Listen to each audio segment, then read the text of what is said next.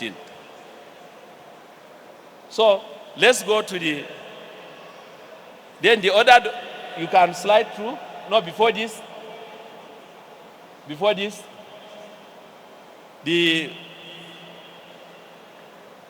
before this one, just next page, next. Okay, next, that was, okay. Next. This 2015. This is 2015, so as you can see, that particular line or paragraph is missing, which was very important and key. Okay, now go, next. Okay, sorry, I think what I want to refer us to, those conditions, forms of agreement and conditions of engagement, as the name of ECOFAS suggests. So it's also missing. They may tell us, give us the reason for that, but we also feel that it should be brought back and the document will be well consolidated, and in addition to other recommendations that was given in the report. This is the current report. So, okay. So, as you can see, also, all the engineering cadre are involved. Depending on the nature of the project, now the tax team, nature of the project and the scope, you can now arrive at the tax team. Then you now have the engineering consultant or chief engineer, then the principal engineer, senior engineer, depending on the number of years. And then we all know this. Then we have the technologists, we have the technicians, and then the craftsmen also. So, and for 2014, it was only hourly. But later, it was felt that, please go to the top. This was hourly. Go, move next. Next. No. Okay, is it, okay. Go next page. I mean next page, to see that we have daily, we have monthly. This is weekly, so just like that.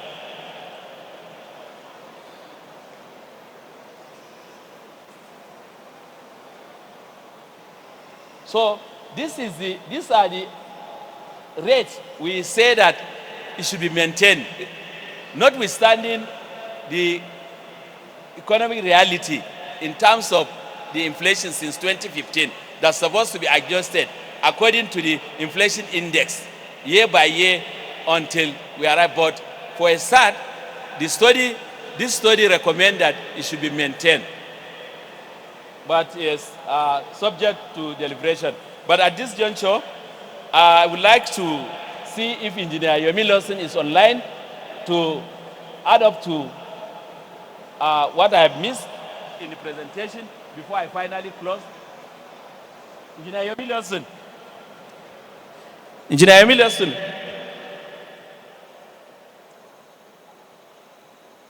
Please bring the page on Zoom online.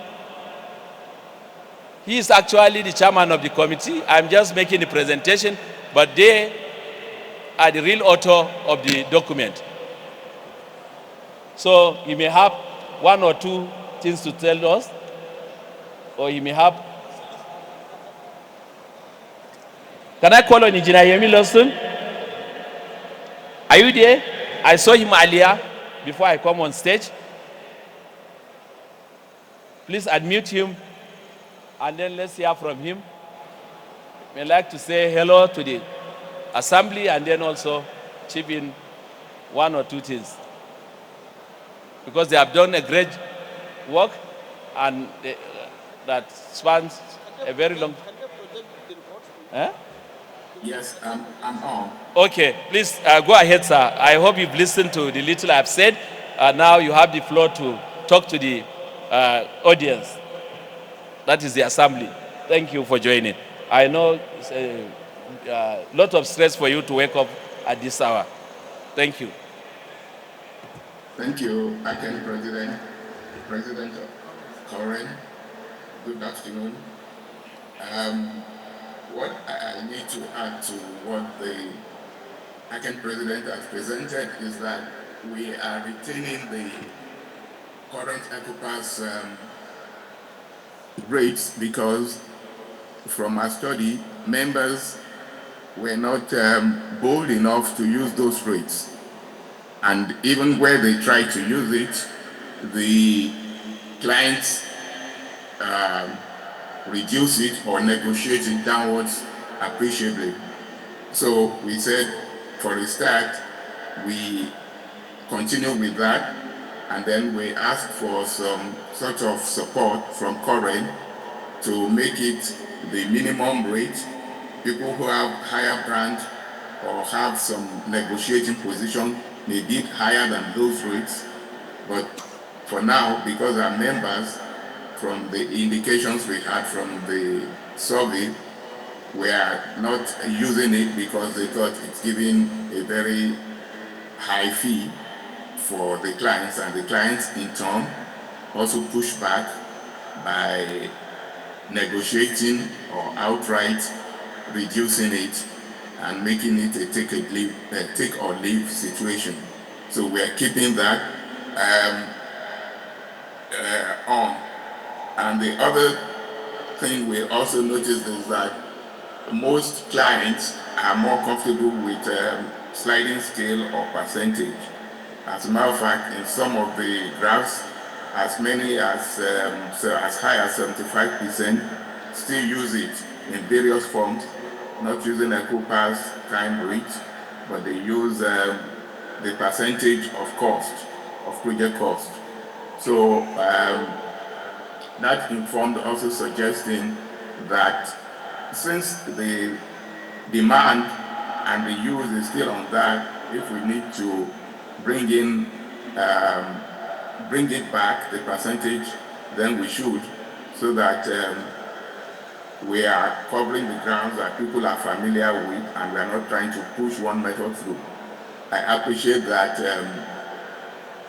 the World Bank and the African Development Bank use time rates, but if you look at it, most of the time when you go for negotiation, they are looking at the bottom line.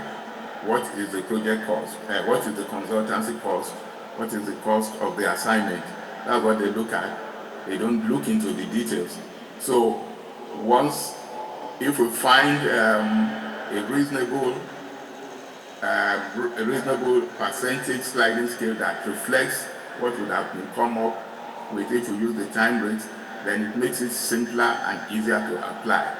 So that's what we try to do, and in that report there are suggestions which is open to the Coren Council adoption or modification as they may think fit. But we've given that suggestion that should be included as an option, so that members have a broader base to choose from. In 10 years, that is 2014 to 2024, or now 2025, ECOPAS has not been widely used as expected, and that what prompted this study. But our findings are listed, most of which the ACAN president has enumerated. So I think that's all I need to add at this point. Maybe if there are questions later on, I may come in. Thank you very much.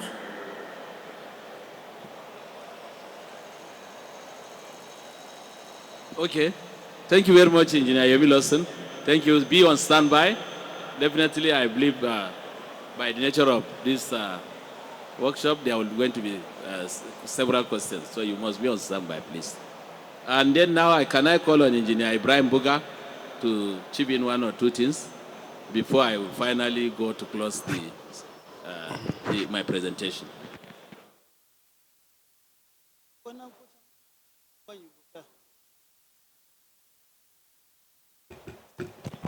Thank you, Mr. President, for giving me the opportunity. Before I continue, may I recognize our able Coren president with all the revolution that is taking place in Coren today. We need to recognize your efforts, sir. Thank you. And let me also recognize all our dignitaries who are too numerous to mention here. But our president has done justice to the topic. The only thing I want to add is we are here to present this report to the workshop to elicit your thinking and for us to discuss. I know if you go around, many engineers are always worried about their fees, their salaries, and what are they taking home. This is your opportunity to discuss. We are here to share with you, and we want to take away and revise this edition that by the grace of God, it will be a document that will be adopted for use by engineers. That will be a fair piece for all of us. For now, thank you.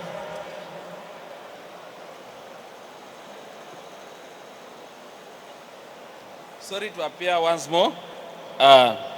Specifically, there is important points in the executive summary, which I want to present before finally saying close for my presentation. The executive summary goes as the ECOPAS Review 2023 reports provide a comprehensive analysis of the engineering consultancy and project management services, charges, and condition of engagement in Nigeria. The reports highlight the challenges faced by consulting engineers in Nigeria, including low rates compared to other consulting firms, inadequate training and development program, and the struggle to provide a decent work environment and up-to-date hardware and software. The study found that ECOPAS, introduced in 2014 and revised in 2015, aim to provide fair and equitable guidelines for calculating fees for consulting engineering services. However, the document has not gained wide acceptance among consulting engineers, their clients, and other stakeholders. The report identifies several reasons for this, including the perceived high fee rates introduced in 2015, low competence level in using ECOPAS among engineers, and lack of awareness of the document among clients. To address these issues, the report recommends expanding ECOPAS to include methods of fees calculation, such as the sliding scale percentage of project cost. This will provide a wider choice for stakeholders and align with the practice of other professional bodies. The current time rates that were initialized in 2014 and 2015 should be maintained and not increased, despite resistance in the past. The inflation rate of the last 2 years, 2023 and 2024, makes it necessary to keep these rates. The report also recommends periodic review of ECOPAS every 3 years to align with the economic changes and observations. It emphasizes the importance of publishing the revised ECOPAS in the Federal Government of Nigeria Gazette. Additionally, the payment schedule should be spread reasonably over the duration of the project and tied to identifiable stages. Bills are due for payment not later than 30 days after they are presented, and interest will be charged on unpaid amounts after the due rates. Training is highlighted as key component to improve competence level in using ECOPAS. Continuous training should be provided for directors and senior executives, and clients should be encouraged to attend these training sessions. The revised edition of ECOPAS should include explanatory notes with work example to guide users. Advocacy is crucial to promote the interests of engineers and enlighten the public about their essential contribution to development. Public awareness campaigns should highlight the diverse roles engineers play in improving quality of life and shaping the future. Transparent discussions about fee structures can help clients understand the value of engineering services. ACEN, NSC, and Coren should lead the advocacy efforts, collaborating with government bodies, industry partners, and educational institutions. The first also calls for the implementation of a minimum fee for time rate and percentage of project cost to safeguard the consulting engineering industry. This will prevent harmful undercutting among practitioners and protect the industry from clients seeking to pay below the established fair fee threshold. ACEN and AKEN, NSA, and Coren should periodically organize training and advocacy initiative to emphasize the advantage of farm growth and benefit of synergy among farms. Ownership of design drawings is another important recommendation. The Nigeria Copyright Act of 2022 does not include engineering design drawings in the list of eligible copyright works. AKEN, NSA, and Coren are encouraged to advocate for the protection of consulting engineers' interests concerning this matter. Significant fees should be lost if the government and its agency do not pay for repeated use of engineering drawings produced by engineers.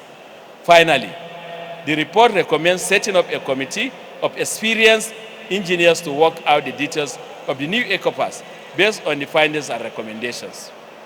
Overall, the ECOPAS Review 2023 report provides valuable insight and recommendation to improve the acceptance and usage of ECOPAS among consulting engineers and clients in Nigeria. Then with this, thank you very much for your time. Thank you for listening.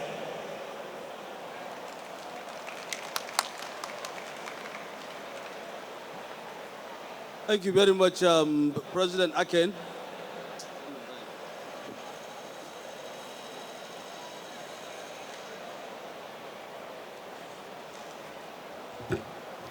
Thank you very much, President AKEN.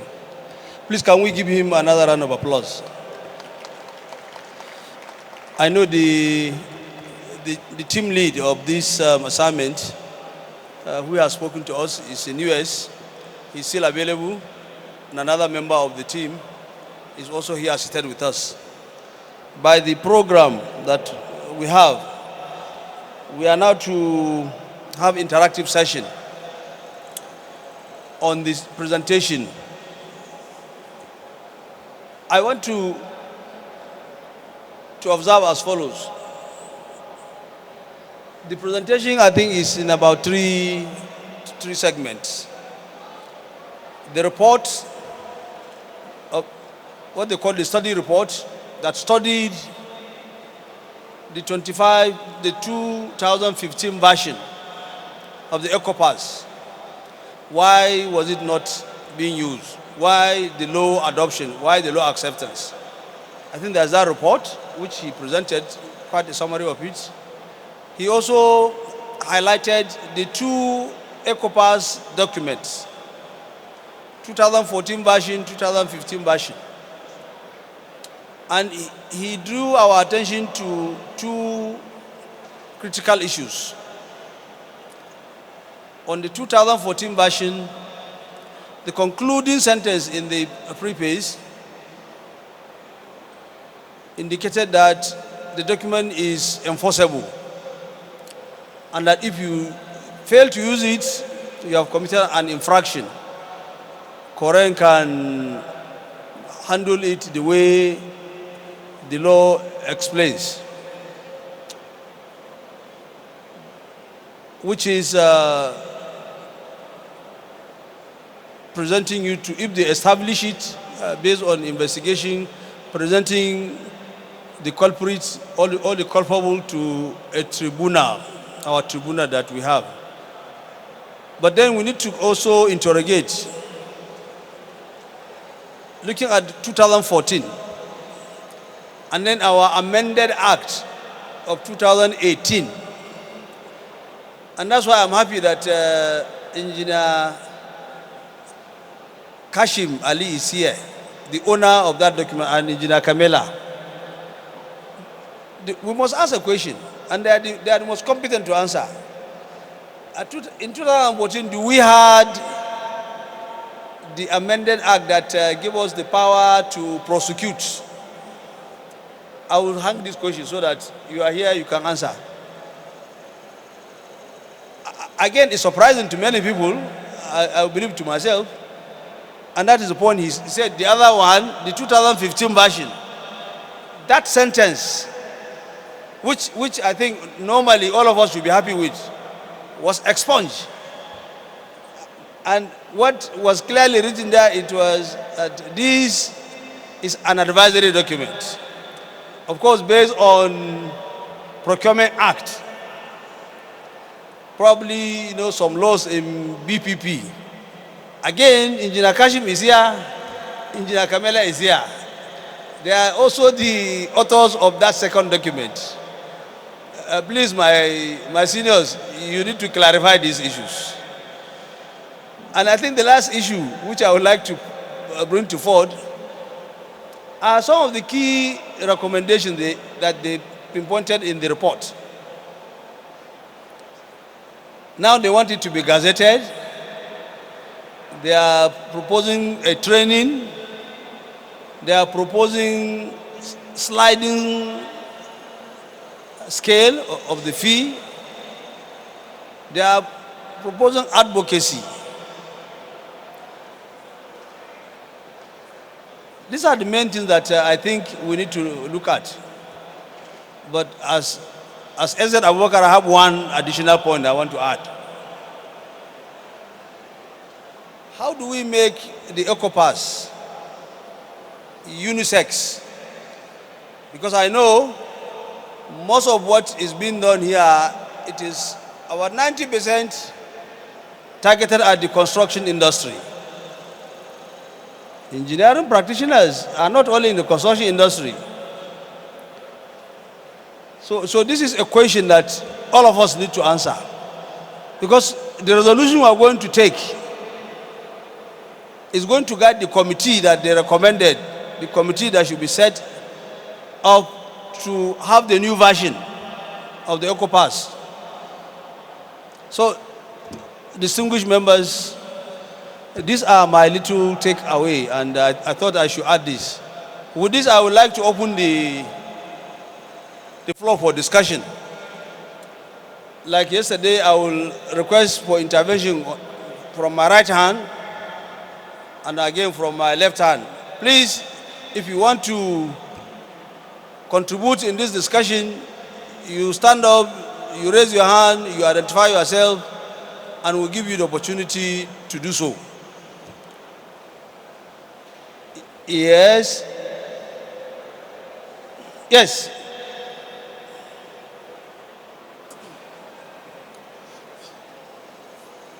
My name is Engineer Bashir Lawal from Kwara State. We want to thank Coren and the presenter for this noble job done. But I still want to challenge that before we can utilize these eco-parks, there's a lot of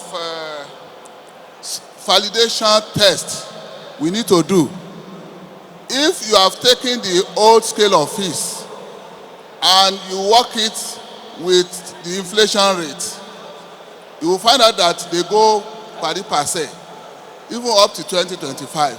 Because by the time you multiply by the basic factor of 1.44, you find out that with 1993 scale of fees, it's okay. So we need to do that validation, because the problem we have, you cannot take a principal partner, for example, a surveyor, for example, in Maduguri, and judge the hourly rate output with somebody who's working in Southwest or South. So we need to know that while some of the clients are rejecting this, some principals will use their hourly rate, number of hours they will use as their sub-engineers, which is not correct. As principal, you only need to check on hourly rates and hours, which should be very minimized. So people just use it, and they will now come out with very bogus figure, which no client will take. So I want the committee to please, you still need to go back and do validation that a surveyor, how many kilometers of road will he survey? For example, will he survey in Southwest, compare with what he will survey in Northwest or North something? So with that, the client will, even the users will be convinced, then we'll be on the same page. But if we use it like this, it's only for office work. But what of the field work? Because some of us now, we're supposed to have program of works for whatever we are doing. And in that way, you allocate activities to each of the principals. So I think we need to go into that. By the time you do the validations and come out with a table, so that any part of Nigeria the project is, the client will know that this is the average rate for each of the principal. But as it is now, it's look generalized, which might not work for every institution. Thank you. I think the point is well taken. I have been advised, which I concur 100%, that we should give some 2 minutes, 3 minutes to the authors of the two versions. We are lucky God has preserved them for us to take that advantage. So, in line with this suggestion, which I accepted, I will humbly invite one of the past president of Coren, past president of NSC, Engineer Kashim Ali, to come and let's hear your views. And then immediately after him, the registrar that they serve together, Engineer Kamela Maliki, will also come and reinforce what the president will say. The registrar will come and reinforce that, so that we have, a better picture, and then we can continue with the conversation. So, Engineer Kashim, please, sir, come on, let's hear you. Echo pass. We're not doing well in that area.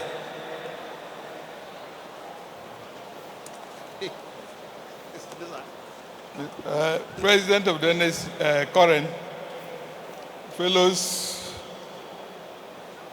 great members of the engineering family. Well, I want to start by saying the name is Echo Pace.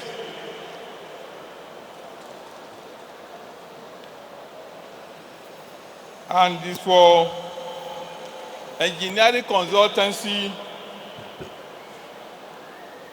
and project management services,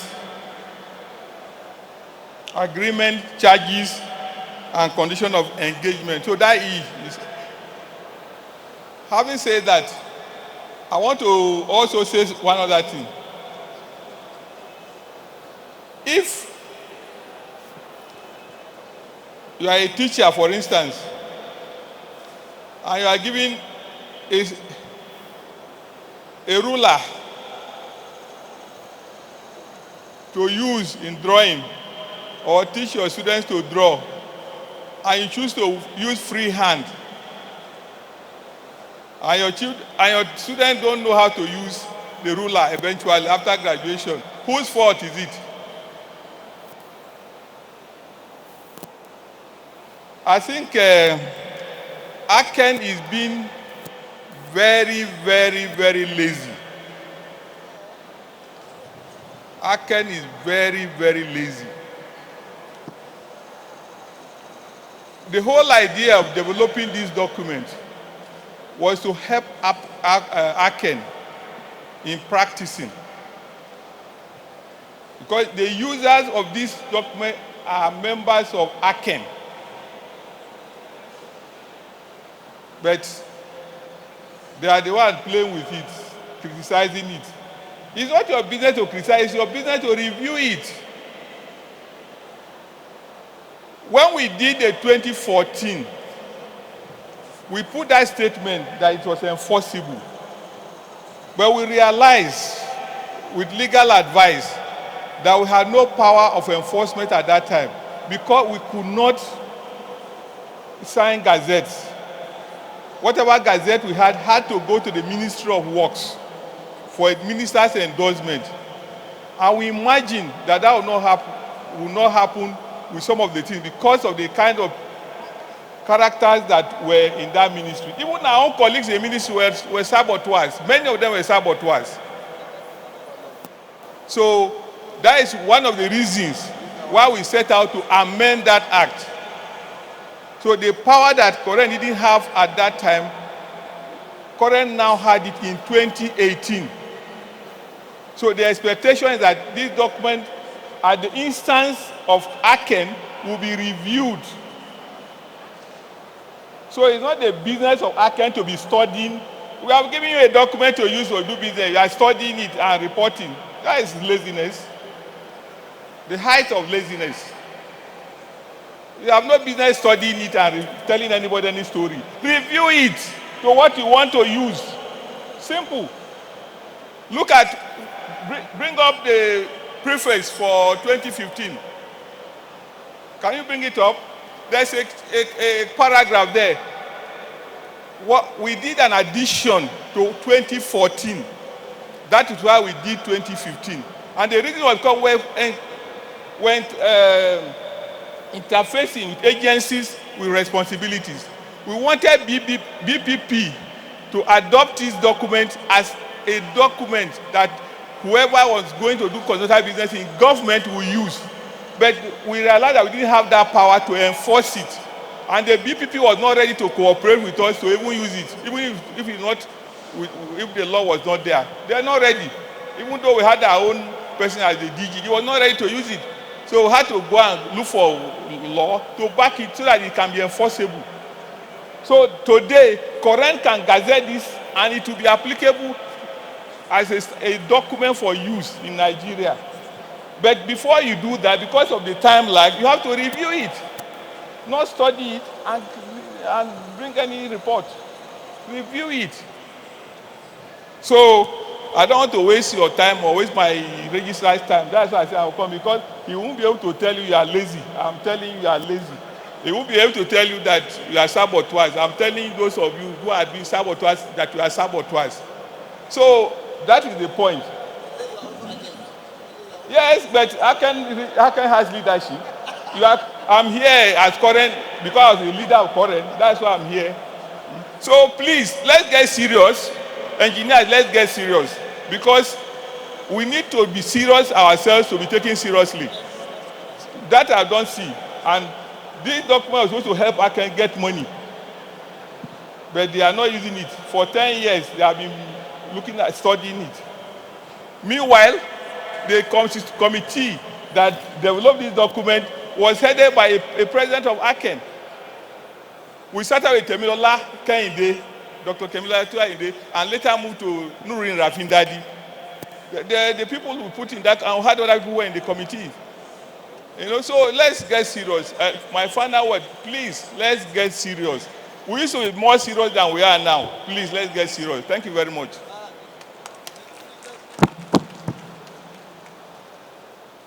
I'm very excited, you know, that even though my senior, he is withdrawing his AKEM membership now. But I like those statements to AKEM. Engineer Kamela, the registrar that co-authored those EcoPays, let's hear also your own contribution.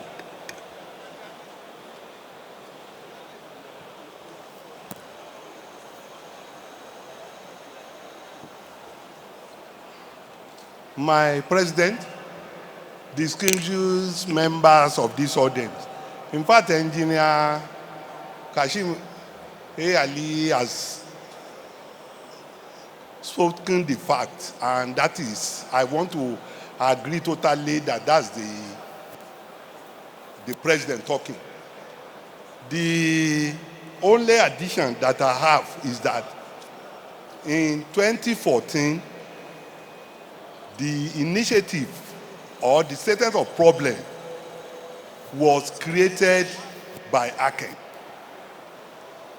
And when the thing came to council, it was thrown back to Aken.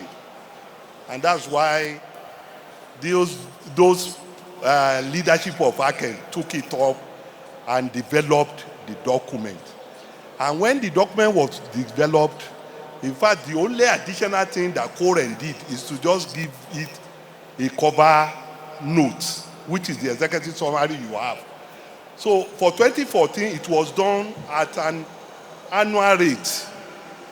And there were complaints. When the complaint came, that most of the job of the chief executives of those firms are limited to hours and week.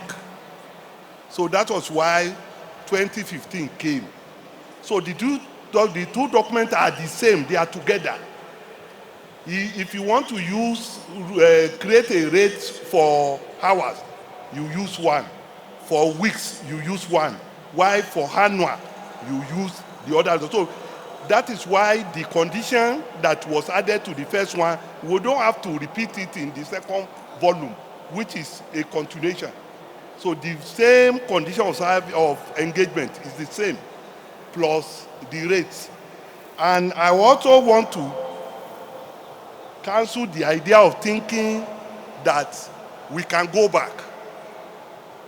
When we studied, we were using maybe multiplication table. Then there was a time it was slide rule, then computer came. Now we are talking AI. We can't go back and say we want to be using slide rule now. That's the document. Just like Engineer said, the ruler has been given to you. That document, it must not be made simpler than it is. If you make it simpler, it will allow these accountants, quantity surveyors, other professionals to be able to use it. The moment it's understandable to them, they will be using it. So it's better some of the secret of the usage be kept. So like he suggested a work example, there's no need for any work example. What our lecturers should do is to learn how to use it and teach the students so that from this school, they will understand the usage. And it is very simple to use. And it has provision for negotiation. If you come out and maybe your fee is 1 billion, your negotiation will be based on that 1 billion. You will not allow them to touch the rates. You come and say, okay, I'm supposed to collect 1 billion, but I'm giving a discount of 50%. So you can now say 500 million. That one, everybody will see it. It is not under the table. It is on the table that you are the one giving discount. And for as long as you can ethically defend it, I think it is better, other than just keeping some figures and you will now change the rate. No, maintain the rate and get your total and now give appropriate discount if you want to give. And the good thing about this document is that it takes care of all the people who will work with you. It takes care of everybody. It is not as if the document is meant for engineers alone. Where you want to claim consultation with a lawyer, it is provided. What that lawyer will say, you put it there. So if you want to use a technologist and a craftsman, whoever you want to, in fact, the document is usable for technologists. If they want to contact maybe an engineer, they just provide what that engineer will take. So it's straightforward. In fact, the only thing that I think we need is gazetting. We couldn't gazette that time because the law does not allow us to do regulation. By the time we were ready, we prepared a gazette for Minister Fasola to sign in 2015. All the other professionals ganged up and went and met him and said, no, the engineers, they want to change, because the idea is that the former rate was signed by Minister Adisa, Minister for Works. So they now said, the other professionals said, engineers went behind. They now did their own rate. They now want to be signing it instead of him. So he bought the sentiment. So that was why we couldn't get it. But now our regulation can be signed by President. So whatever amendment you want to do, please do it and let's gazette it. The final point that I want to put as a caveat, you are saying you want to maintain this rate. I don't think it's correct. In doing the former rate, we use 200 naira to $1. So if you think this 200 to $1 is still the same, I don't think we are being truthful. So you must use the current rate of dollar, because that all those naira we inserted on that document were derived from the exchange rate then. So maybe whatever you want to do, retaining those rates is in fact is not appropriate. So you must go to the current rate of dollar, and now it will be high, but you negotiate it. Thank you.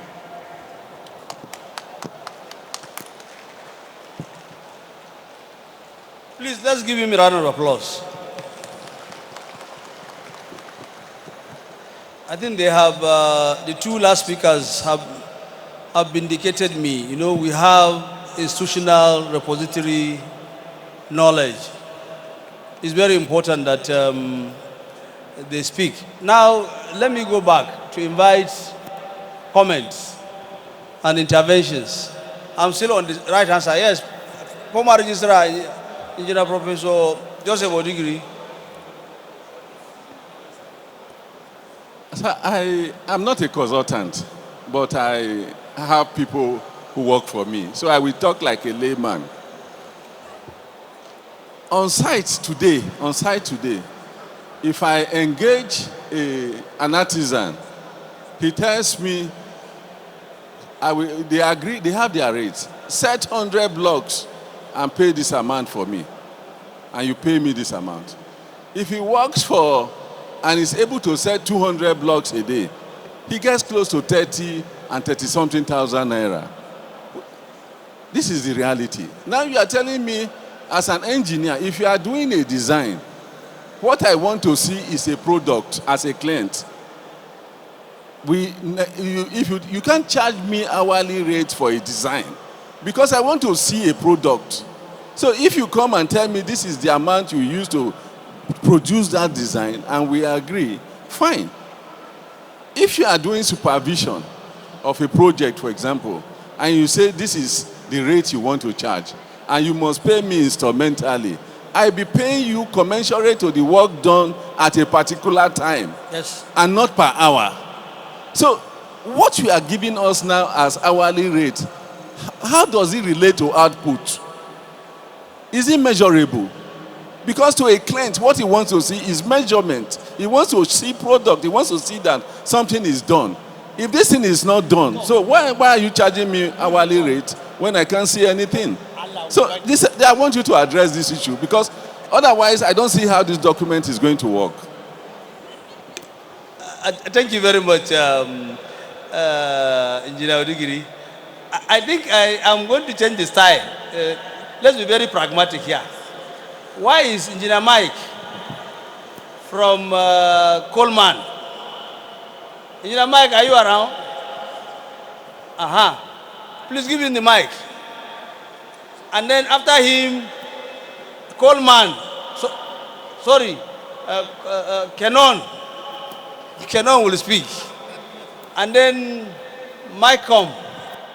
Yes, you know, so let's get at least 3-4 chief executives from the private sector. Let's hear your view.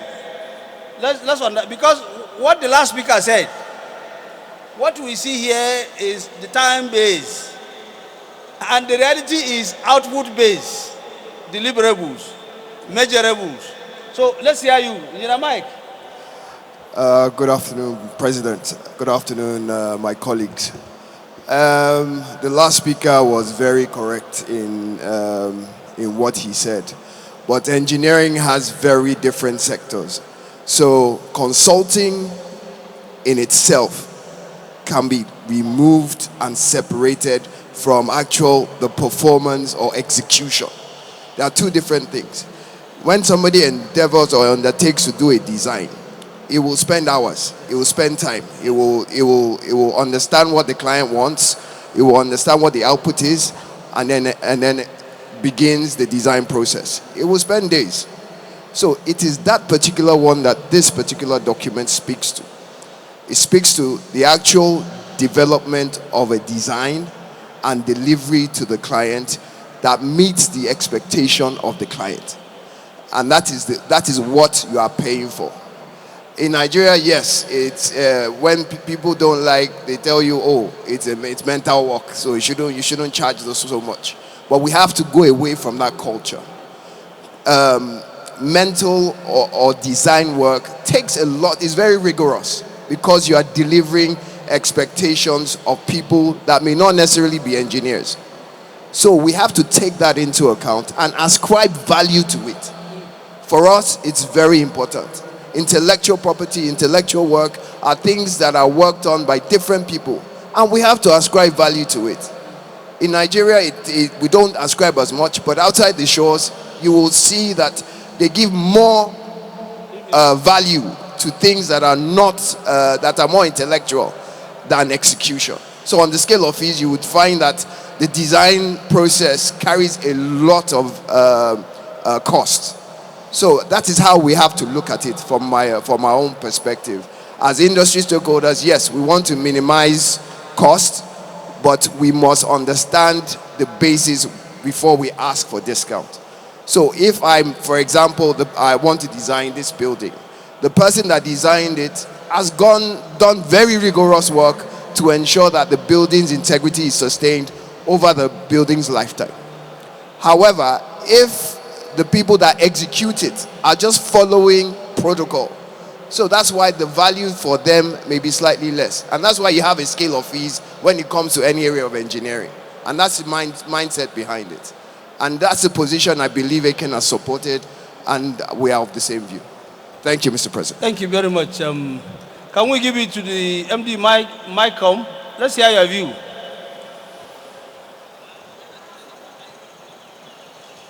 Thank you. Are we still? Afternoon, everybody. So this is a very interesting question, and I align very well with my brother here. It's unfortunate that people have seen, and I am going to be talking to Coren now, the way the general view of engineers are today needs a lot more work. Because he is able to say that because somebody else is probably going to tell him that I can provide exactly the same thing for a lot cheaper. But what they forget is that the design is the actual work. The design actually is probably 70% of the work. The execution is following the design. So if the design is warped, you know, I would go Christian. If the foundation is wrong, what kind of, you know, everything is wrong from the beginning. So if you don't design well, the chances are what you have executed would be warped from day one. So the onus is on the council now to ensure that the placement of the engineering profession is seen as a big deal, so that people will not go around undermining the job of the designer. Because really, it's like saying that I don't need an architect for my house, I just need a builder to put blocks together and the house will stand. It is very unlikely that will happen. So it is really high time that we take the profession for what it truly is. Without engineering, nothing can survive. And that's the truth. Thank you. Thank you very much for that. Just to quickly respond on that, I will invite Kenon to speak last, then we go back. To say that we have identified the last speaker's position, and we are already packaging something that has to do with ownership of design, registering that particular design with a fee. You know, a lot of things have been developed. In fact, it's exciting. The guy that is in this ERP committee from the National Assembly, the chairman of one of the committees, Engineer Dr. Suleiman Gumi, wrote to Coren formally. He's a civil engineer, structural engineer, and he proposed amendments exactly in the line you have spoken. You know, he was copying, I think, the ACON and some other countries, you know, registering the design, giving it a number, you know, with a fee, you know, so that you track it. And if at the point of execution, the client dropped that design, it has to come and be registered again. You know, in that way. So there are a lot of issues that have already come, and Coren is studying them, you know, at the level of legislation. Let me call Kenon finally on this, so that we go back to the. Also, as an MD, what is your view on this?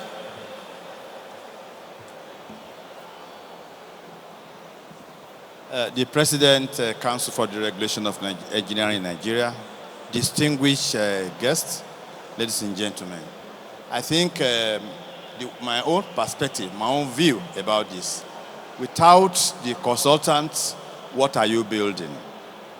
The consultant actually is the one that will think about what is to be built.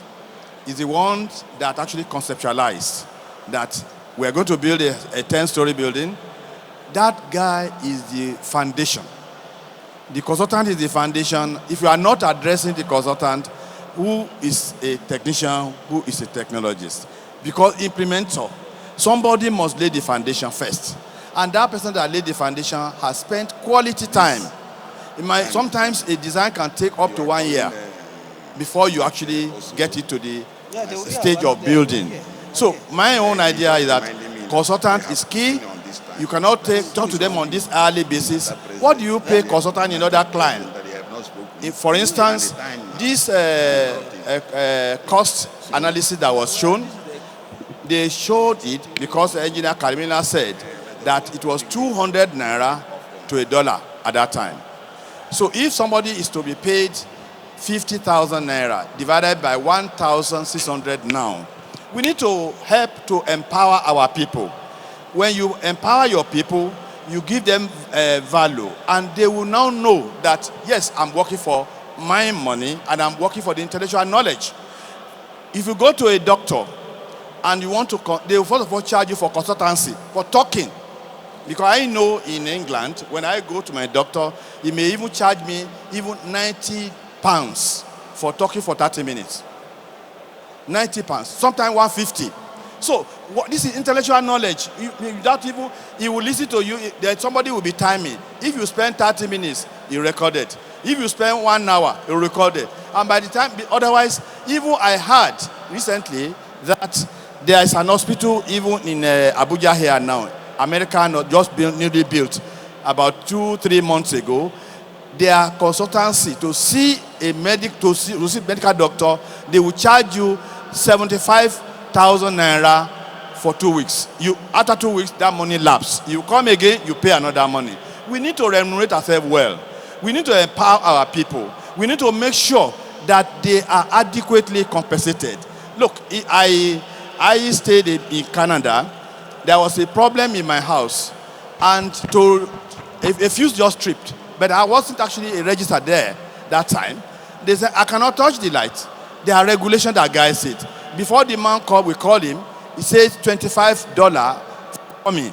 When he spent another 30 minutes in my house, it takes another $50. So this guy just came in. I know what he's supposed to do.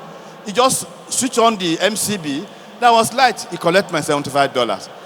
Ladies and gentlemen, I'm telling you, let's take ourselves serious. Let's gazette what we need to gazette. Let's give value to this engineering profession and make our people happy. Engineering has no place to be poor in this nation. Look, I can tell you, my president, that even in our own organization, we reward knowledge. We reward people that can give value to what we are doing. If you give a job to Julius Berger, it charges 10 million naira. Why will you, $10 million rather? Why will you give it to a Nigeria for 2? It should be the same. It should be equal, so that engineering is universal. We study the same thing, strength of materials and what have you. If we give this thing and give it a teeth to bite, gazette it, my president, sir, all the engineering here, all the engineers here, all the engineering family, when they come for the next assembly, they will tell us we don't need sponsor. They will come around and help us to solve our problem. Thank you very much. I don't know, Olu can be political. We are talking about technicalities here. Gentlemen, okay, let's take 2 more here and then 2 more here and then we go. Yes, please. Yeah. Good afternoon, everyone. My name is Engineer Peter, Technical Secretary, Nice Truck T, Lagos. There's a silent part of our fees that is not mainly captured, and it's the risk factor that is associated with our work as engineers.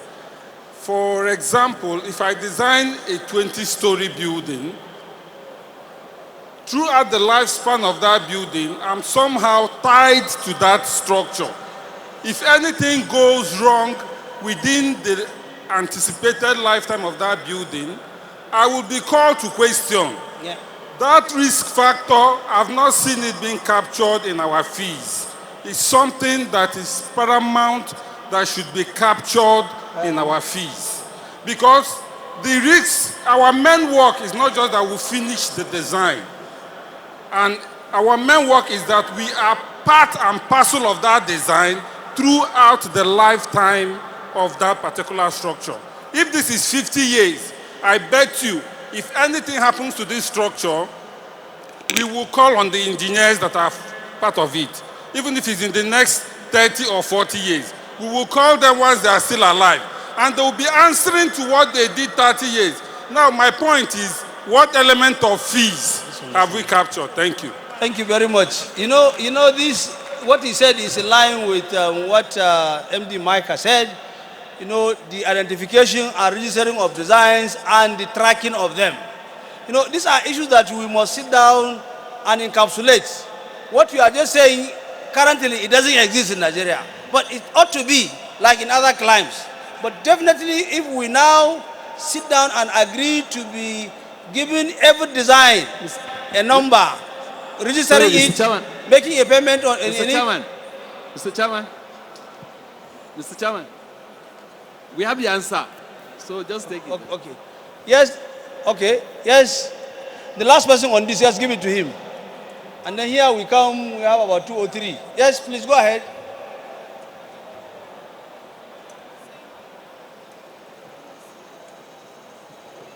I need another mic, please. Okay. Hello? Mr. President, sir, fellow participants, thank you very much. Mine is going beyond the echo pace somehow. Looking at the theme of the assembly, advancing quality engineering services and businesses in Nigeria, professional compliance and remuneration. I'm looking at the engineering as a whole. It's a family.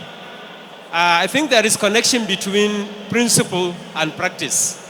That's the theories that are taught in the universities. For there to be engineering graduates and and then the practice itself. If we look at the issue of remuneration, I think it's beyond only the consultancy services fees. Looking at, for instance, those in the academia, a professor, for instance, in engineering earns much lower than a professor in the medical sciences, for example. Typically, a professor in engineering at bar may be earning not up to 600,000, but a professor in pharmaceutical sciences may be earning more than 700,000, not even reaching the bar. So I think we need to be holistic in this case of remuneration. We need to consider those in the academia, those in the public service as well, because engineers practice in the public service, civil servants and what have you, and they are responsible of these procurement processes leading to awards of contracts and what have you. So I think when we are looking at remuneration, Mr. President, sir, we need to be holistic in our approach so that the engineering family will be carried along. Thank you very much. Thank you very much. He's talking from my constituency. Yesterday, the former registrar, when he spoke, I dissected the issue. There is the public sector and there is the private sector. The public sector, unfortunately, the trajectory of public sector is there is this National Council on Human Resource. We are going to package that. We are very mindful about that. You see, the example you gave of the medical, let me tell you why the takeaway of a medical doctor, a consultant, is higher than that of an engineer. They were very crafty and they are very smart and highly coordinated because they reimpose what they call the consultancy, which is the practicing aspect, on their qualification. So you see a professor who is teaching in a university is also registered as a consultant in a teaching hospital. So he has his allowances, what they call clinical allowances, in the teaching hospital where he goes. It is there captured. He gets that allowances and then he will get his absolute salary as a professor in the university. So they combine the two, the academics and the profession. They get the two allowances, that's why they have more salary than you. We must sit down and do the same in engineering. It's not a rocket science. They did it, they succeeded it. Why are we lamenting? We must sit down and do this. The same thing with the veterinary surgeons. It's the same. Now, pharmacy are doing the same. So that is why we must sit down and, crack our head, think out of the box.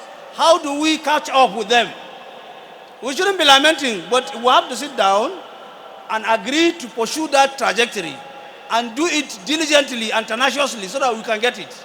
It's not a rocket science, they have did it. So we should just, copy and then imitate them and just get it right. Thank you. On this side, yes, please. Yeah, this. Madam, look at him. Okay, give it to him. Thank you so very much. I stand on the existing protocol. I will start with an observation first. We have an assemblage of experienced professional engineers here, but we are distracted. Very critical item is being discussed here that concerns all engineers. But look at how people are moving around as if it doesn't concern them. The takeaway from here will be something that actually affects each and every one of us here present and elsewhere as engineers.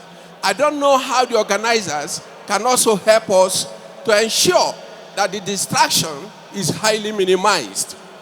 Then, coming to the issue at stake, please, it is necessary that ASEM will give us a timeline for them to have this gazetted after dotting all the I's and crossing all the T's based on the contributions here.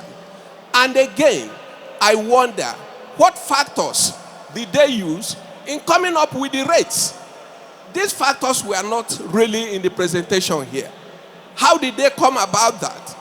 And furthermore, how do we checkmate fake practitioners? Just as like the lady pointed out here, if we put our own rates very high up there, the clients may resort to going elsewhere, and that will be the quacks who will give them wrong things, but they will know. And that is also part of the causes of the frequent collapse of structures in Nigeria. How do we stop the quacks based on this? And how reasonable are these rates being presented when compared with other climes, like the Renault man said? Please, this is very, very important. But more importantly is that they should give us the timeline for gazetting this. That is approval from the government. Thank you so very much. Thank you very much. I would like to urge you to please remain focused. We will not discuss issue of quackery now because you are opening a new issue. Let us maintain our course on the remuneration. That's because that's an ERM assignment. That is the heartbeat of Coren. The issue of quackery, the issue of monitoring, inspection, and what have you. Let's not combine it with this so that we keep focus. I believe we have captured it. I'm sure they will give you an answer on the timeline. But I know after this, there are a lot of things that we will do. A committee is going to be set up to do we have to produce a revised version. So I'm sure that they will give you an answer on that. Yes, sir. Okay, give it to him. I think the two of you will be the last.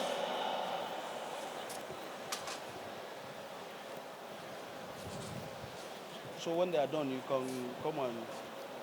Thank you, Mr. President. My name is Engineer Dr. Chibueze Matthew Chidebere. I'm the MD of Lutamario Construction Limited. I'm speaking on enumeration. I believe enumeration is the lifeline of all of us here because nobody wants to retire poor.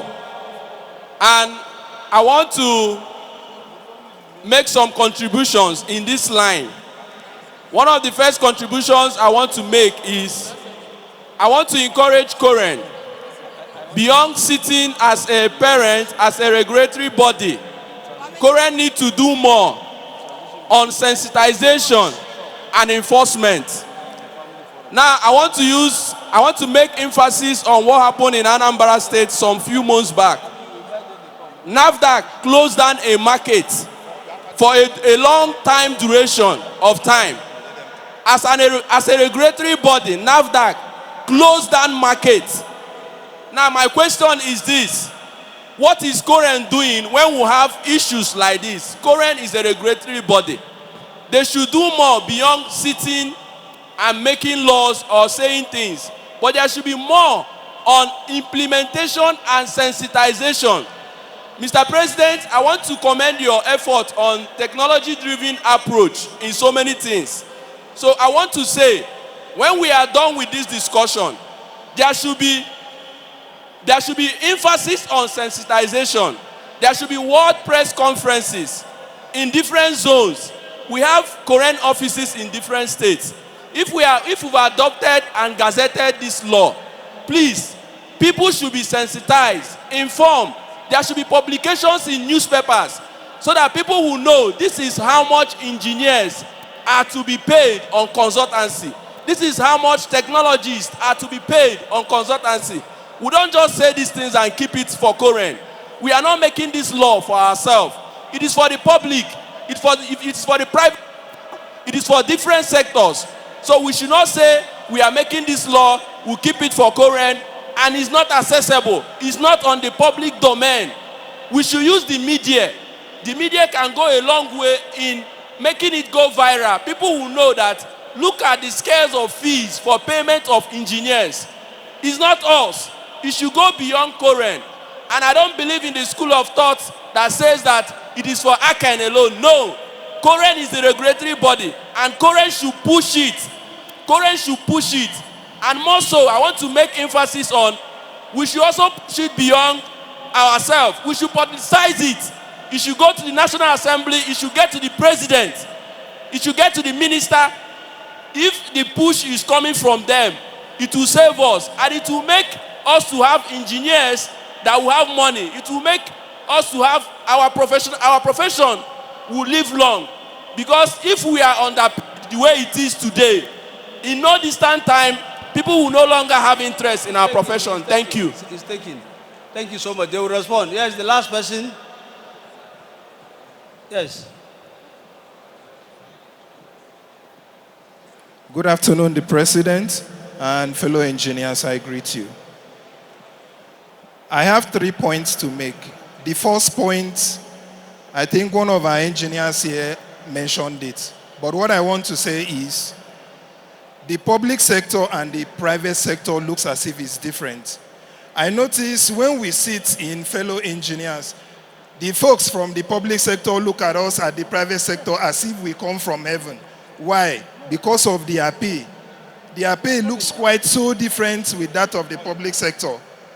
Example, if, from what I was told, if a medical doctor or a lawyer wants to join the civil service, the level they place them is different and higher than the level they place the engineer.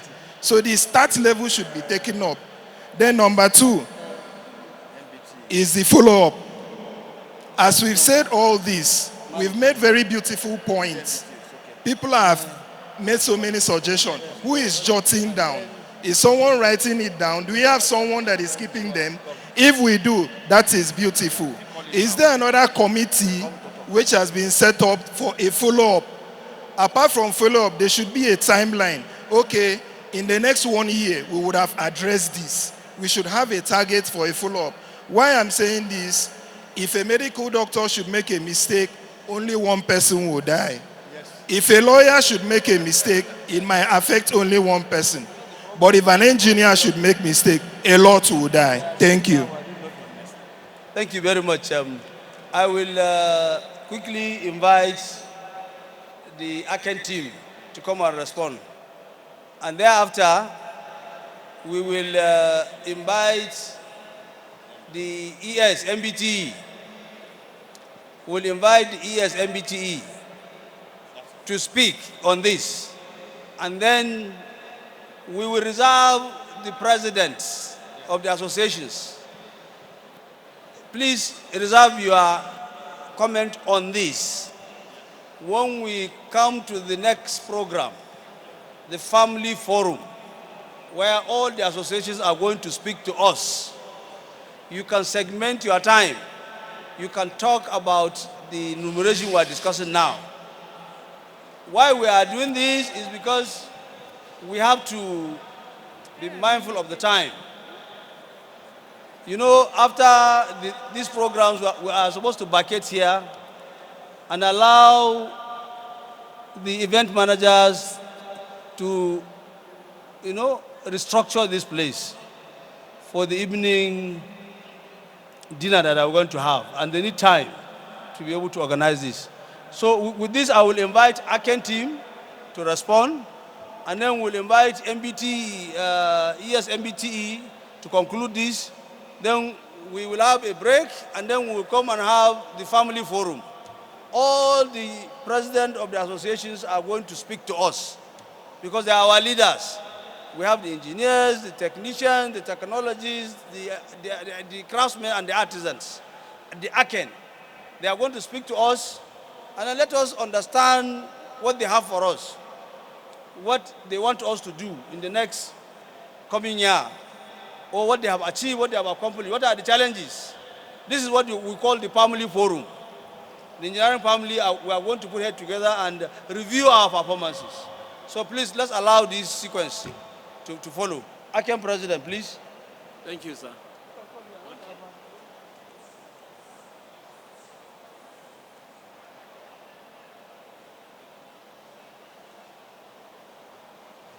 Thank you very much. I'll quickly speak on the one I picked and then allow my colleague and then my other colleague online to also say something.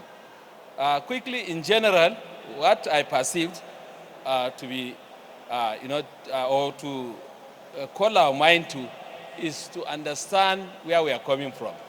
There must be some level of understanding of the basis for time-based remuneration. That is, as the advent of BPP in 2017, there is what we call standard bidding document or procurement for both contracting and consulting. And there's what we call the two envelope thing. And in that two envelope, we must have that understanding that one is technical and then the other one is financial. And basically, that is coming from what the World Bank and the African Development Bank and then other associated NGOs are using as global best practice. So coming from that one, if you have understanding, fair understanding of that one, you will really don't have problem with the understanding of ECOPAS because that is about time basis. There must be some level of understanding of that one. Then also the issue of, I will match that of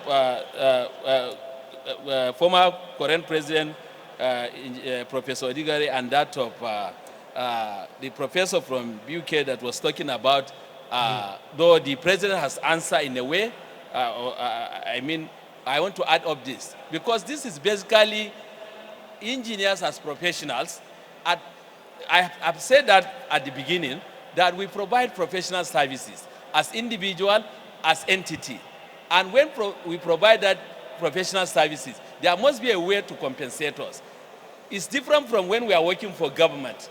When we are working for government or public service, it's different. There is the public service rules and also the condition of our service that will guide that one. That is in terms of salary and wages. That one, in a way, the president has answered. So let us have that mindset, please.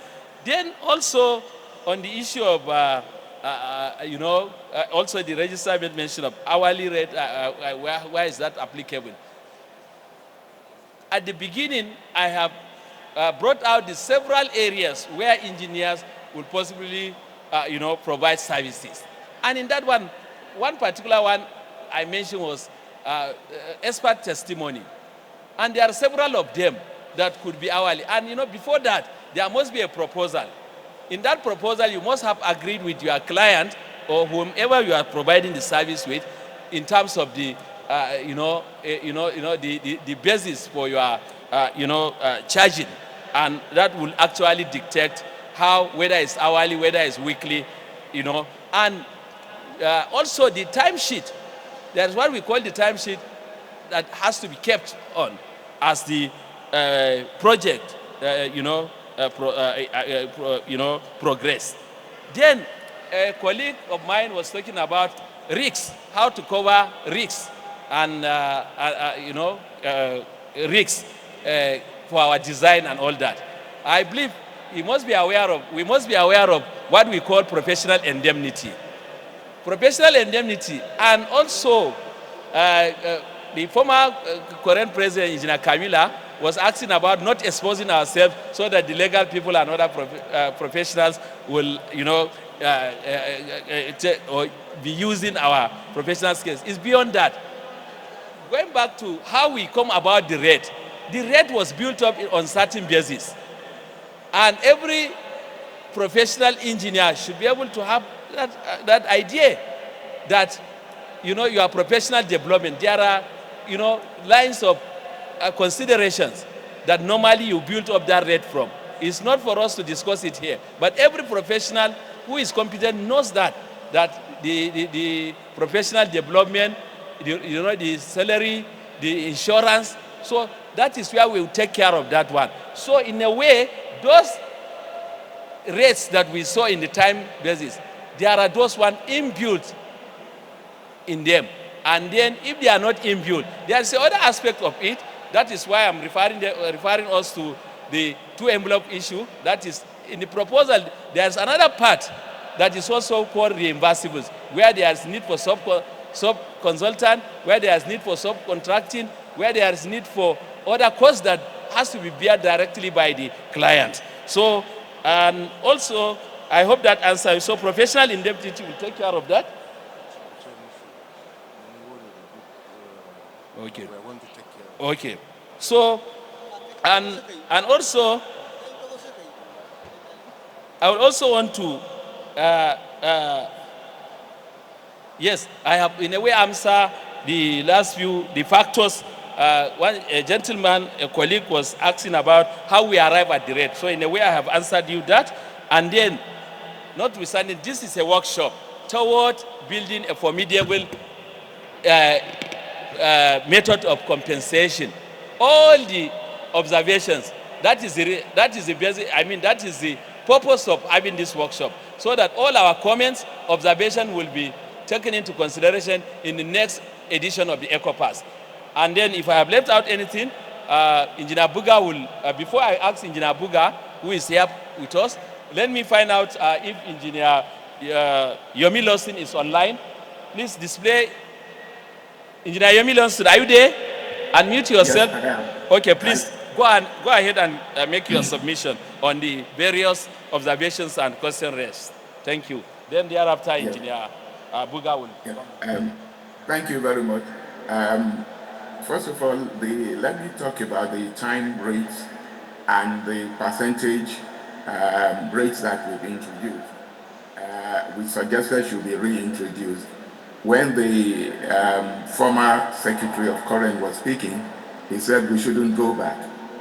We are not going back. We are responding to the response of the stakeholders, because we carried out a study. And from that study, we found that even with EcoPass on for 10 years, people were not using it. People were not using it. People were not using it, and people were still using the percentage. And again, if you look at the origin of the percentage, everything comes from the time rates. If you build up your rates, you come up with some fees, and these fees can be looked at over time, which is what we call experience, that if you have a 10-story building or a building of certain square meters, your fee should be about this. And over time, you have that experience. You don't have to go back to the basics, as we call it. So that's the derivation of the percentage. And people find it easier and simpler to use. And that's the response we got. People are still using it till now. So what we are doing is just respond to that and then work it out and bring people into conformity with the minimum rate we think they should be charging for the profession to be profitable to them, so they can continue to remain in the profession. That's the whole essence of it. The other side is also that when the former current president was speaking, he was saying Aken was lazy. I think that's an unfair statement.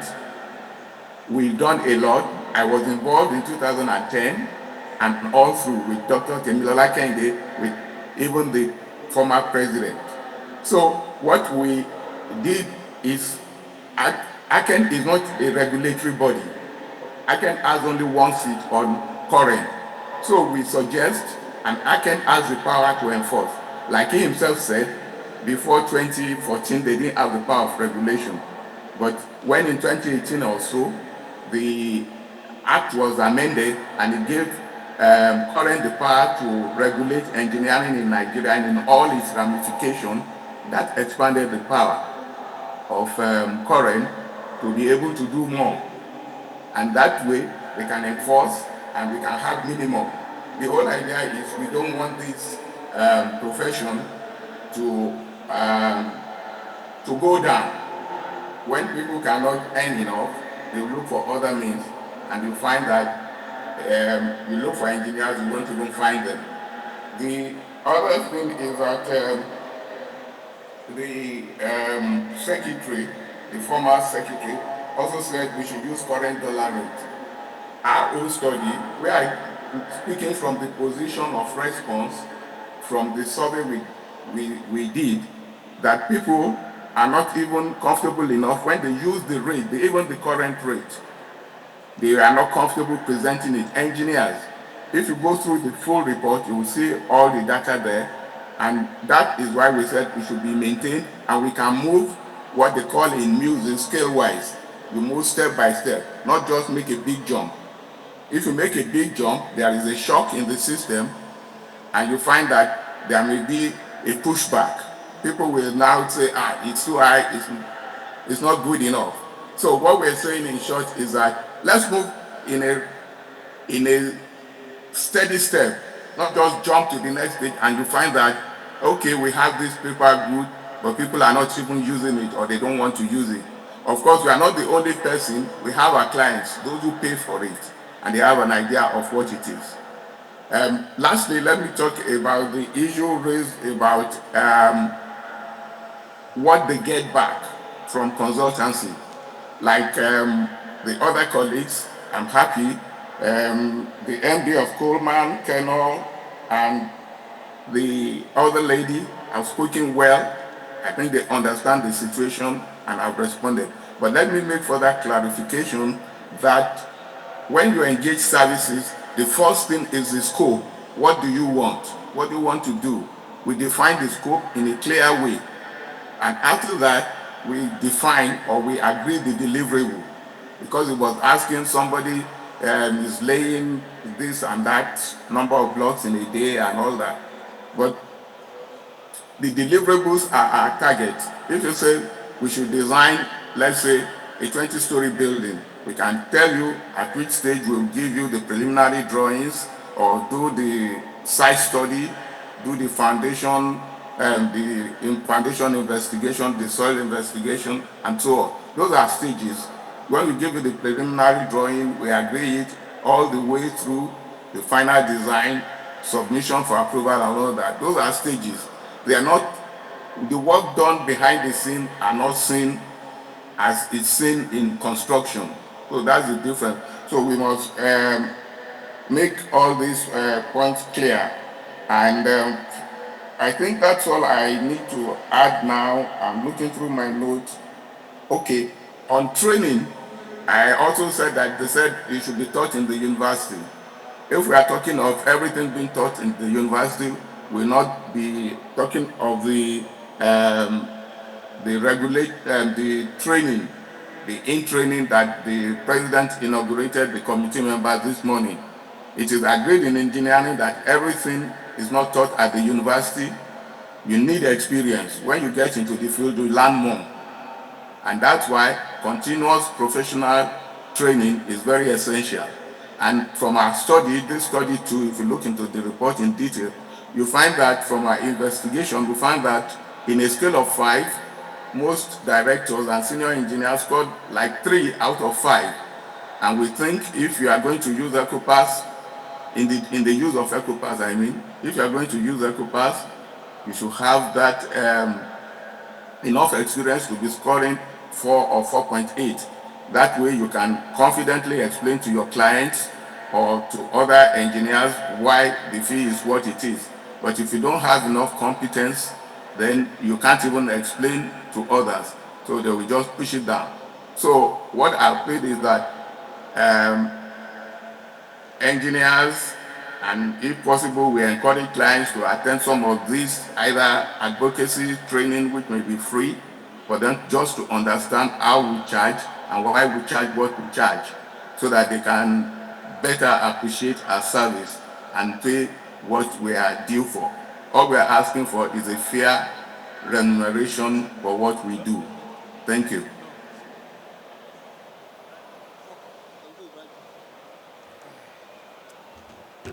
Thank you, the ACEM President and the Chairman of EcoPace Committee. For me, it's just to summarize, they have actually done the bulk of the work.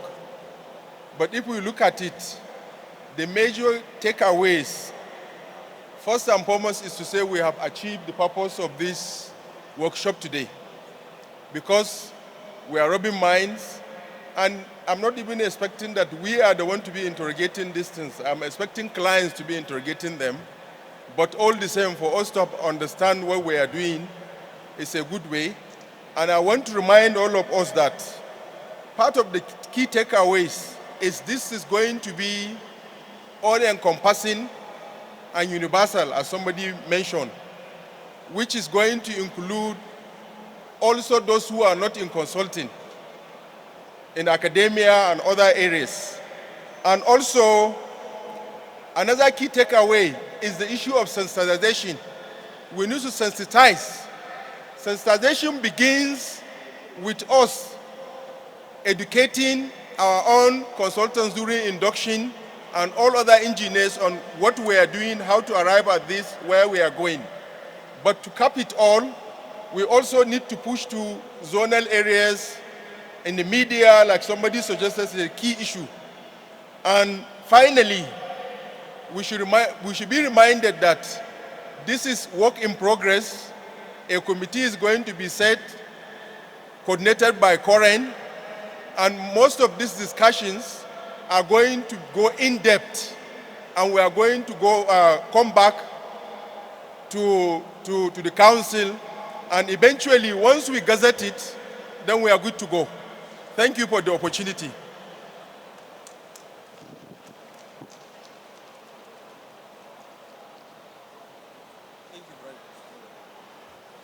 We thank the ACEM team, led by the ACEM President and the Chairman of the EcoPace Committee. Thank you very much. Despite you are still, I think, very early morning in the US, we really appreciate your participation. I think we have come to, like I said, we will invite the ES of MBTE to conclude this session. And then we will have a group photograph, and then we will have a break, I understand? Oh, we are continuing? Okay, fine then. So, Engineer Professor Idris Mbugaje, please.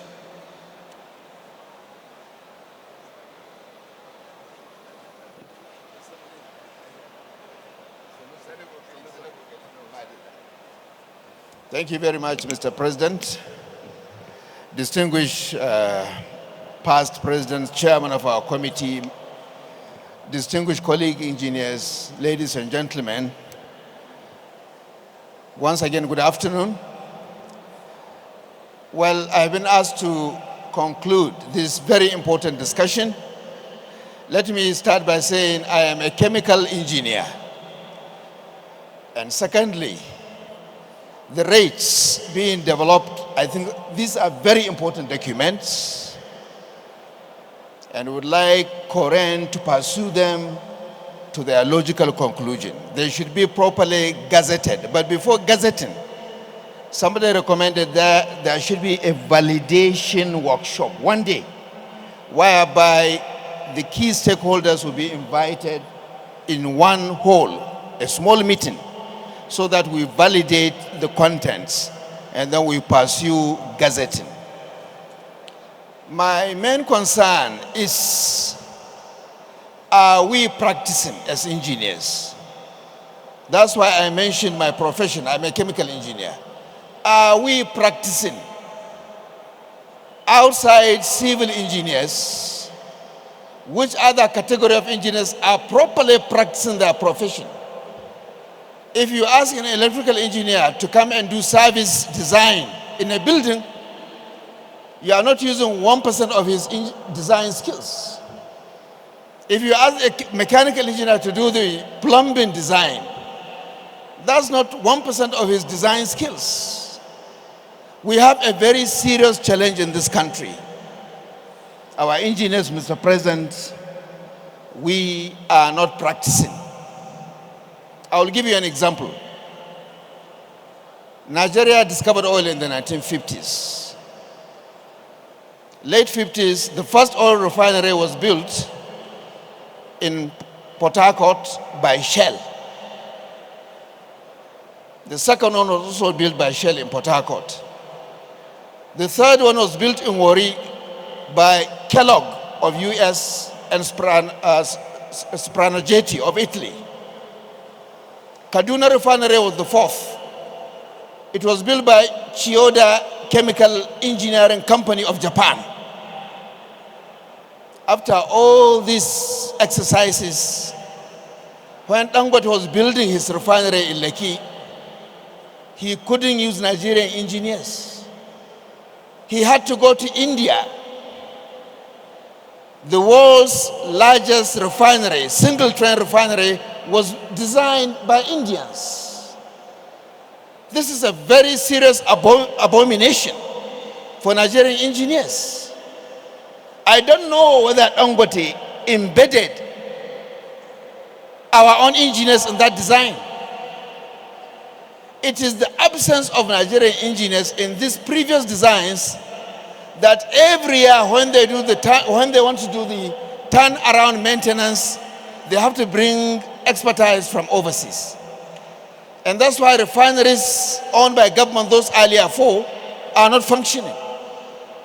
We need to really pursue this agenda. The practice of engineering is very low in this country. Another example, final example. 1981, after my NYSC, I joined the Nigerian paper mill in Jeba.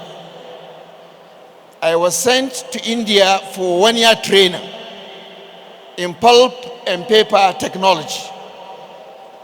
I also took interest in studying the technological developments of India. I took particular interest in their satellite technology.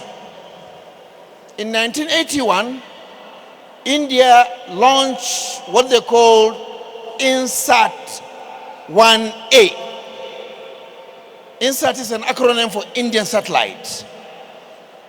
INSAT 1A was designed in the United States, but Indian government insisted that Indian trained engineers must be embedded in the design team. They designed the satellite 1A, the first to be launched by India, around early 82. It was launched into space.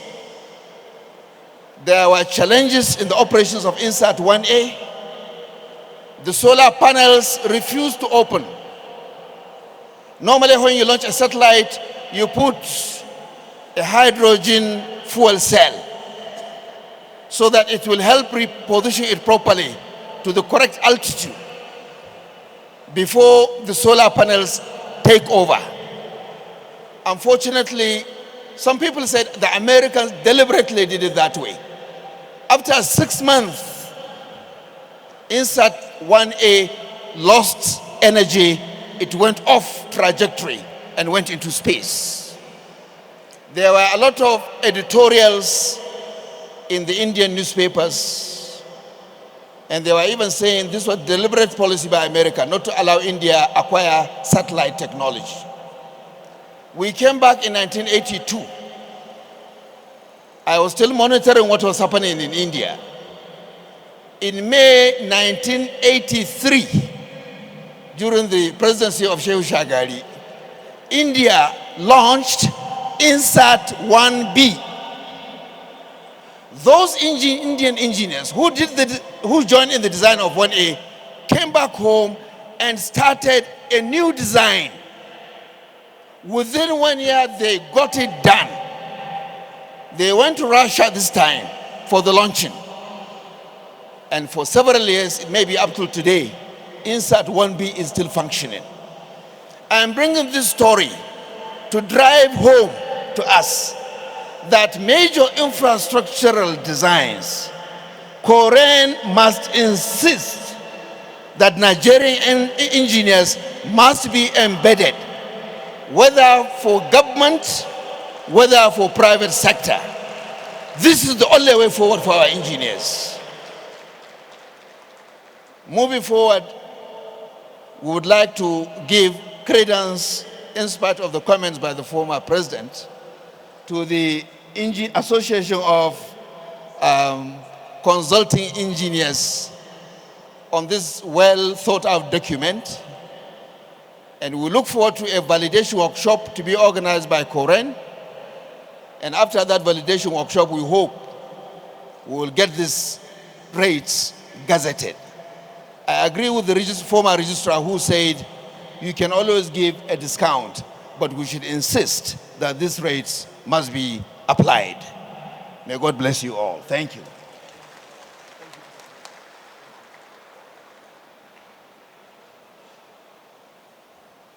Please, can we give him another round of applause? We thank you very much, yes, MBT.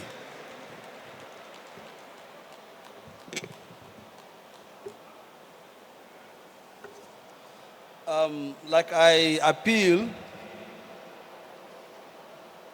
we are dovetailing into the last program, which is the family forum. So let me allow the MCs to take over so that we'll be able to wind up within the... okay. Yeah, there is a group photograph, I understand. Thank you for reminding me.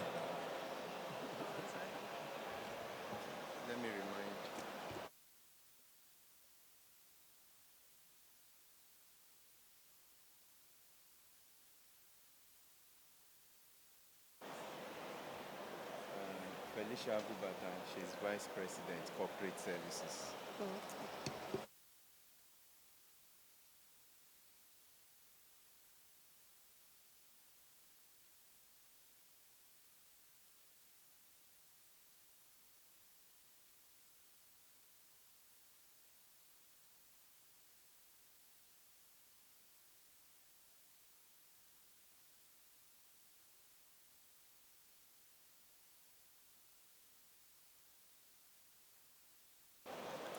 While the group photograph is being taken, we'll want to acknowledge and give a special shout out to our virtual participants and attendees joining us from across Nigeria and from all parts of the world. Thank you for tuning in and being a part of this epoch-making event, the 33rd Engineering Assembly. Your presence is equally valued. We see you, we appreciate you, and we're glad to have you with us.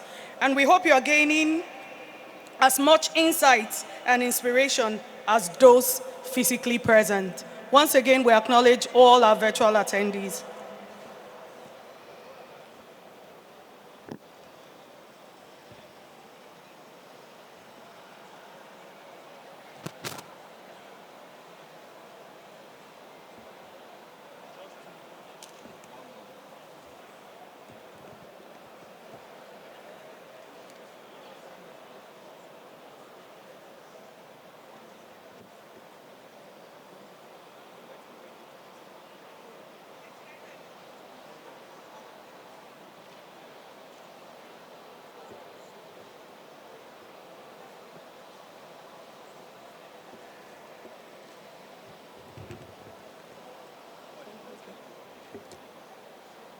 Okay, that being done, we're moving straight to the submissions from the engineering professional associations.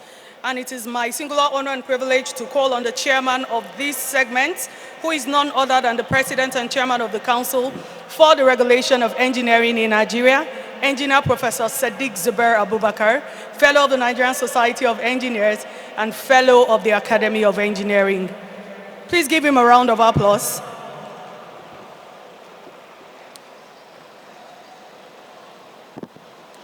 I'd like to also invite to the fore the president of the Nigerian Society of Engineers, who is being represented here this afternoon by the Vice President, Corporate Services of the Nigerian Society of Engineers, Engineer Dr. Felicia Nnenna Agubata, a fellow of the Nigerian Society of Engineers. Please give her a round of applause.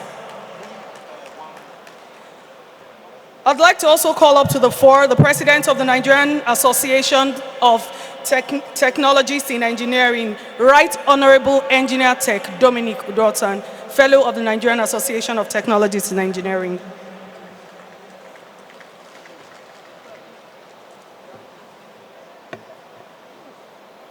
Next up, I'd like to call on the chairman of the Board of Trustees of the Nigerian Society of Engineering Technicians, the chairman of the Board of Trustees of NICET.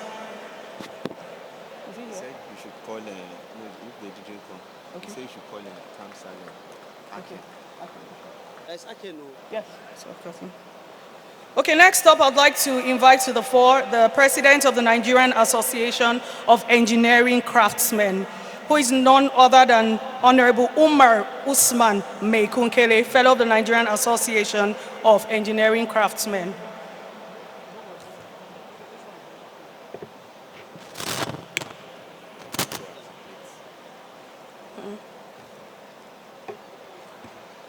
Lastly, I would like to call on the president of AKEN, Engineer Kamsalem Alhaji Bukar, FNSC, to come up, please. Engineer Kamsalem. President of AKEN. He was here just a few minutes ago. Engineer Kamsalem. Okay, we'll give him a few minutes to come up, please.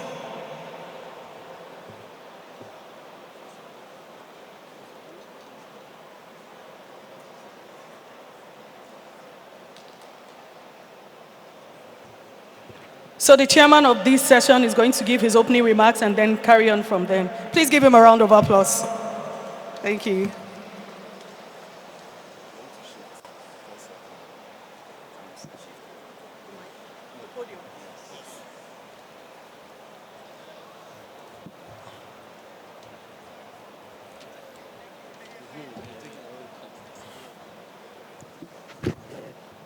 Yeah,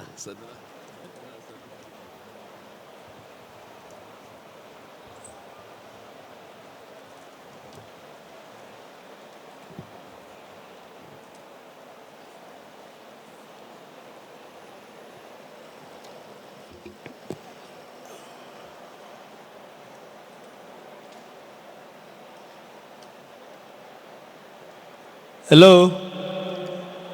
Please, we were requested to inform members that everybody should try and be seated. Engineer Meju, Victor Meju, Elder, my elder, please get to your seats. Everybody should be seated. Please, those standing, we have more than enough chairs. Please, everybody should be seated. Engineer Yabagi, Shatima, please take your seats.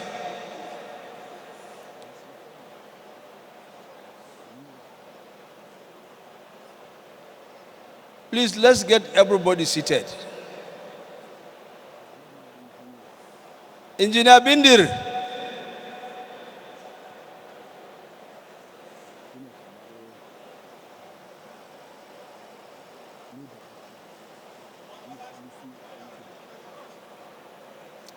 Hello. Please take your seats, please.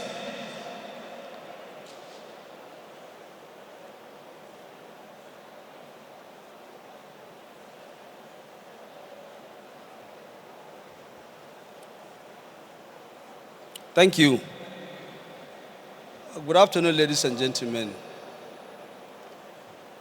There is a group there standing. Please take your seats. I don't identify any of them. There are about 7 of them standing there. Please take your seats. That group.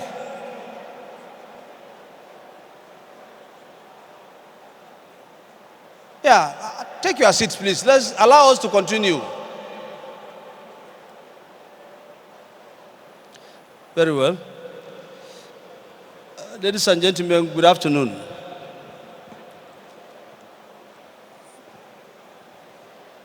Again, I recognize past presidents, past registrars of Coren, of NSE, of NATI, of NICET, of NAEC, and of AKEN. And I also recognize our fellows. I recognize council members here seated of Coren. And I recognize all the participants, invited guests, members of the press, ladies and gentlemen. We are coming to the last item, which we normally call the family forum. As you see them here, this is the array of the head of the families. It's very important for me to re-emphasize this, that Coren is the regulator and we're lucky. The unified regulator of engineering practitioners in this country.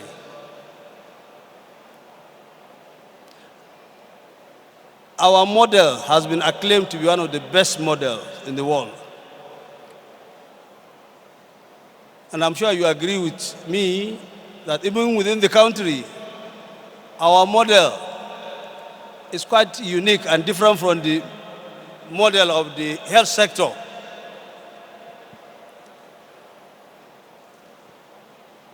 NSE, NATI, NICET, NAEC, and AKEN are associations that are being regulated by Coren. Please understand the distinction.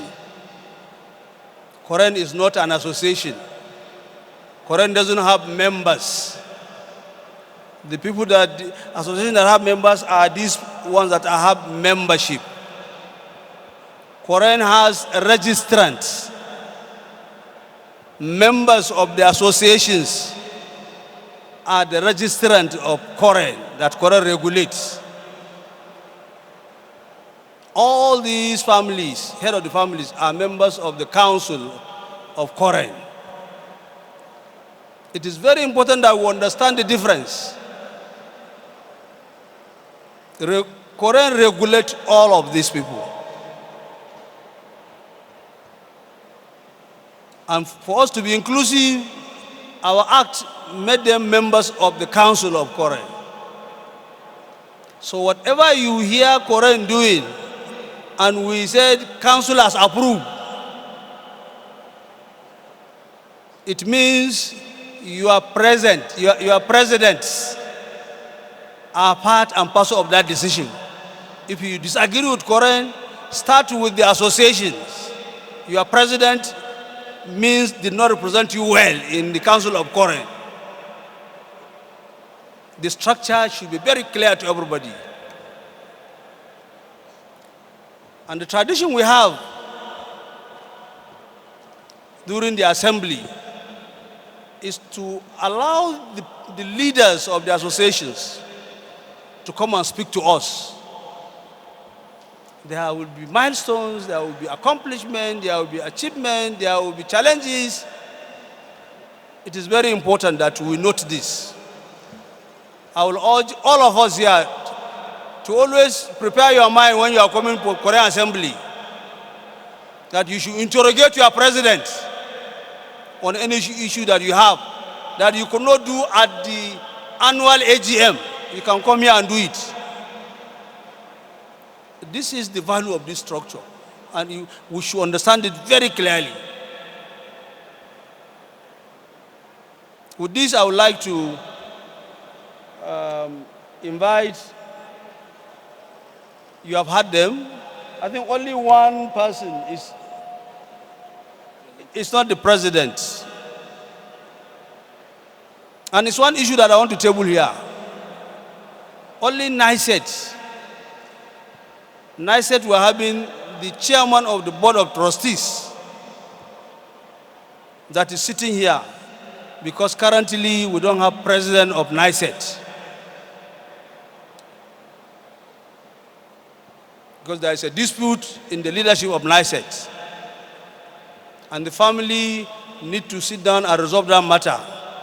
I will expect the chairman BOT, if he so wishes, he can raise it here, because those are the things we want to know here.